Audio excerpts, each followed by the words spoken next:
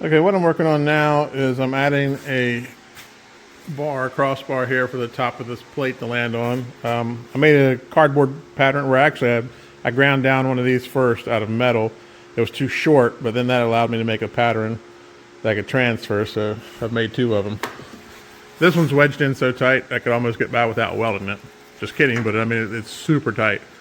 But what that's going to do is it's going to be the top plate for this.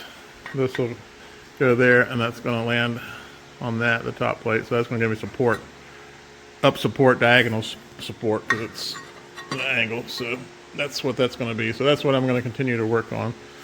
This side's good. I still need to level this. It's not quite level, but I can still hammer it a little bit. So I'm trying to get the other side fit in now. Okay, since I have to cut all this off, I'm going to cut all this and cut this tube off. I want to leave my limit strap on because I need the distance, so I know it puts it in the right place. I decided to cover everything with foil, my CVs, and especially my limit strap. They got 2 or 3 layers around each one. That should keep the sparks off, so keep from getting any damage done to them. So I think the foil will work out pretty good. So that's what I'm going with. Now I'm going to start cutting these things off. See how fun that's going to be. Even easier than that. With no fees or minimums and no overdraft fees, is it even a decision? Okay, so here's the plan. Pass me the ball every time. This is banking reimagined. What's in your wallet? Terms apply. See CapitalOne.com/bank for details. There it is. FDIC. Cars.com has over 2 million cars.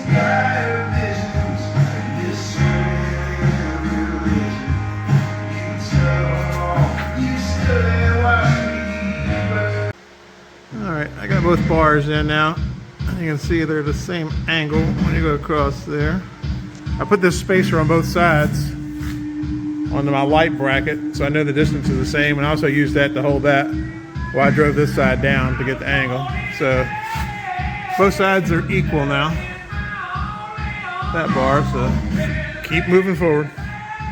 Okay, I got both sides tacked up now. I'm doing both sides at the same time. And I'm tacking it on. I'm taking measurements from various points while I'm doing it. So that's that side, passenger side over there, but I'm doing them at the same time. That way I know the measurements are the same and everything's equal. All of my templates are lining up. So if I make a template for this side, it works on the other side, so I know everything's square and the way it should be. So we'll just keep working it.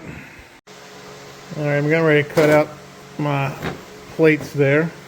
You can see I didn't wear my leather gloves today, so that's blood, sweat, and tears right there. So that's what happens sometimes, but that's okay.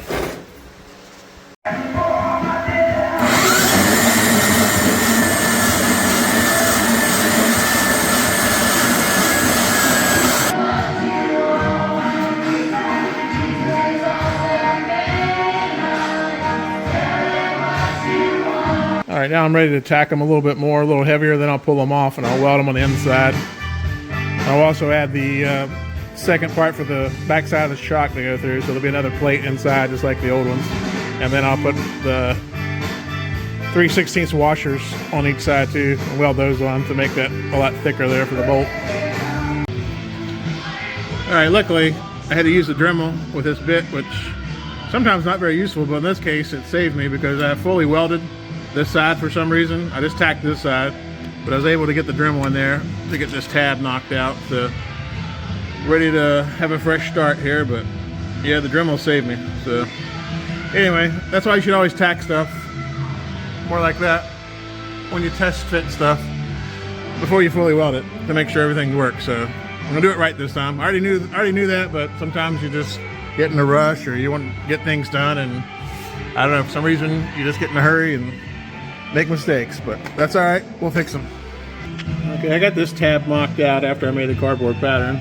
There's a little tip right here. It's kind of hard to see, but I'm going to bend the top of it over at an angle like that so it touches the side of this, and then I'll weld it here and all the way up the side, so that'll tie the bottom and this. It'll give it a little bit more strength.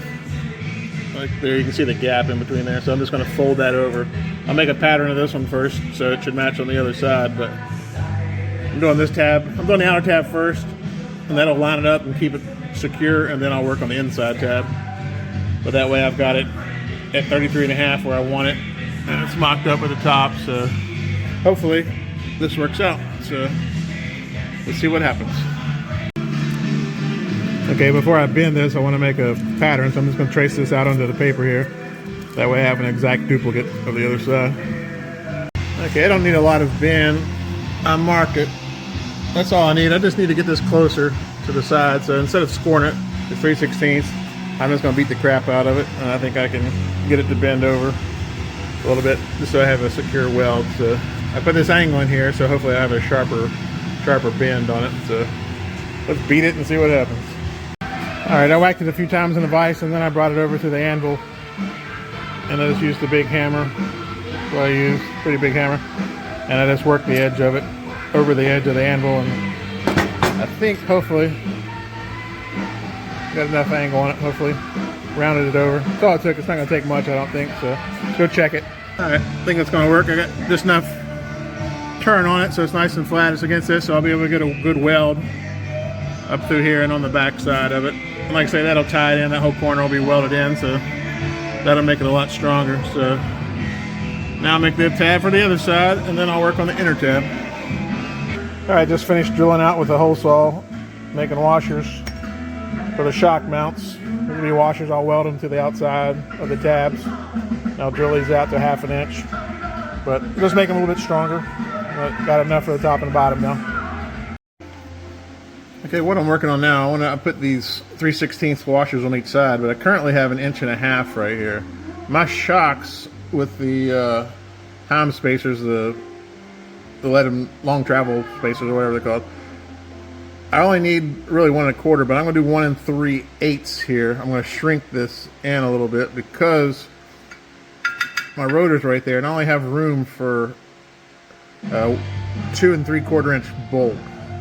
So if I did this like this, I wouldn't be able to get a bolt in it. It wouldn't be long enough to go through it when I'm up against the rotor right here. So I've had to do that math and figure that out. So I think if I cut this down to 1 3/8, pull this in, the shocks are still going at just fine. They'll be tight, but then that'll allow this bolt to go. But I am going to cut a mock-up bolt. Before I weld anything together, I want to make sure it all works together, because that's one of those important things you have to think about.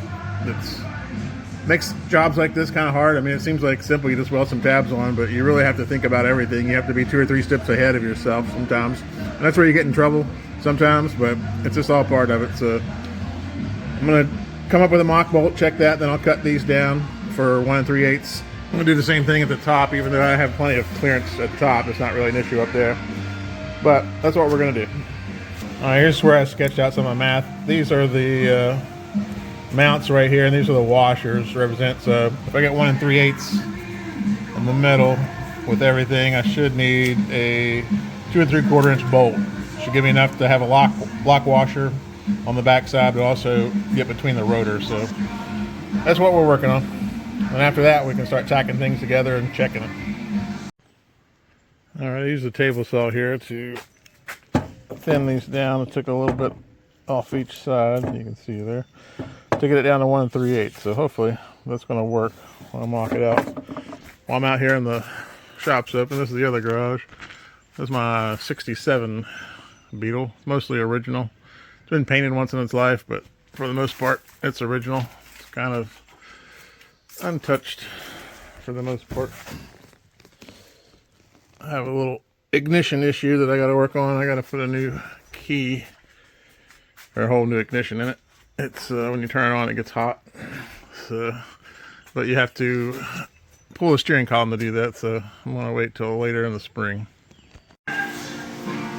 Okay, I had to put this in a vise and bend this a little sharper because it's going to pull away a little further. So I had to get more space there. So that worked out.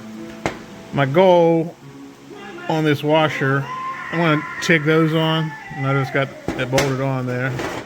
So I'm going to go around it with the TIG torch and go around that and try to get that on. And let's do that now. Okay, I got the washers burned in. I haven't MIG'd for a few months, so they're not perfect, but they're on there. They did okay. I think I'll get a little bit better on the other ones. Like I say, As I get older, it's harder to see, and especially on jigging, so that's the best I could. I have an extra light that I use on the table, so I try to get plenty of lighting. That's the biggest obstacle, but I didn't actually touch the tip in any of these, so in that regards, I did good. So let's go bolt these up and maybe tack them on and see how they fit. Okay, I got the lower bracket tacked in, and if I can get this bolt out, it's tight. I do have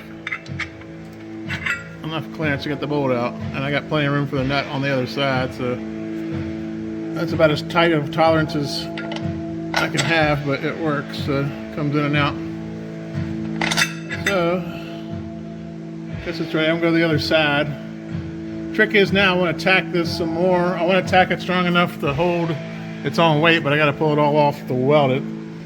So I'm going to put probably a few more tacks on the bottom here in order to hold it, because that's where it's going to pull from the most. It's going to try to pull loose from there. So if I put tacks there, I can easily cut them off to get them off. So get caught up on the other side, and we'll be ready to drop it down and see if I've corrected things.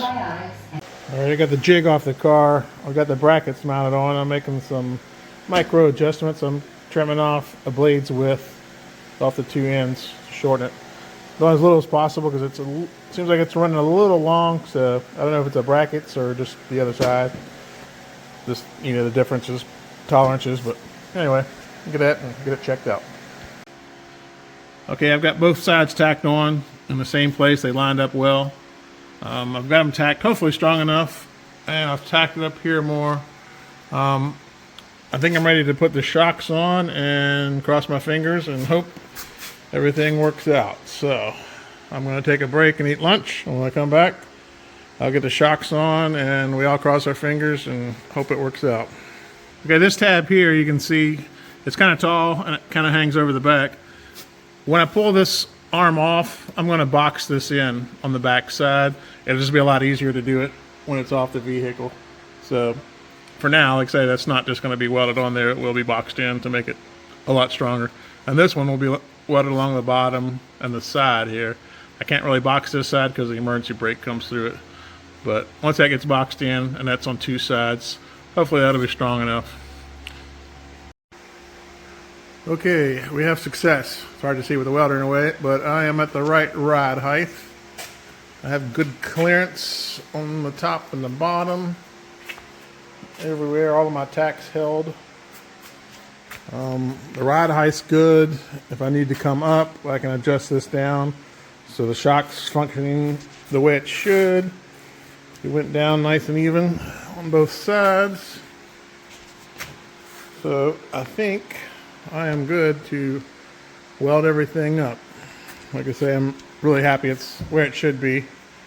Now, after I get it welded up, I'll move some stuff around and get a better video, but I think it has success now.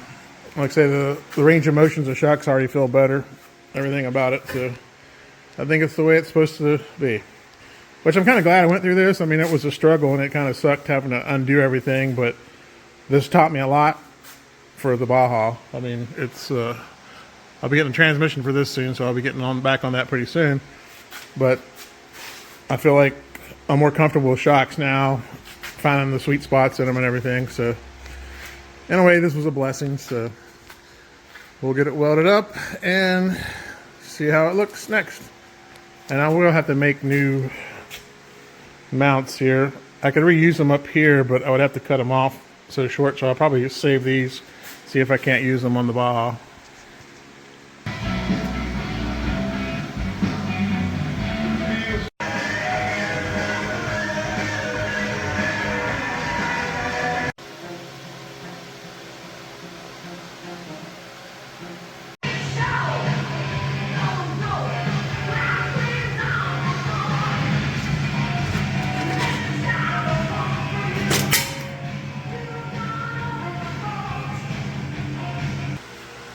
Should have cut these holes out before I put the sides on. It's too hard with the grinder now, so I'm having to use the Dremel. But it's working. I'll have a little slot right there. That'll be for the stainless steel ring to go around.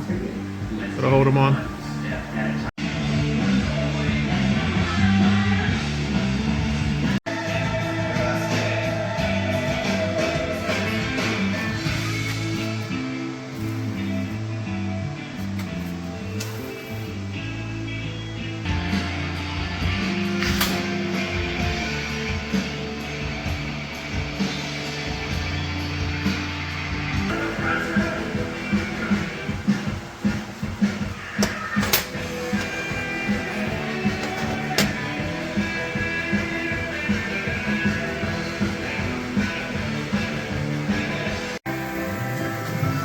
All right, I got the mounts, the new mounts on both sides tacked in. I got everything level. There it is on that side. And on this side, still got the old mounts I need to cut away, which I'll do that later. But it looks good. Happy with it. So at this point, I'm back where I was a few weeks ago. I've got the shocks mounted where they're supposed to be. All the tolerances are right. So next thing I'll do, pull these off and weld everything up and get it all back together. But one thing that's happened, I'm getting ready to take it down and get it off the weight of the spring.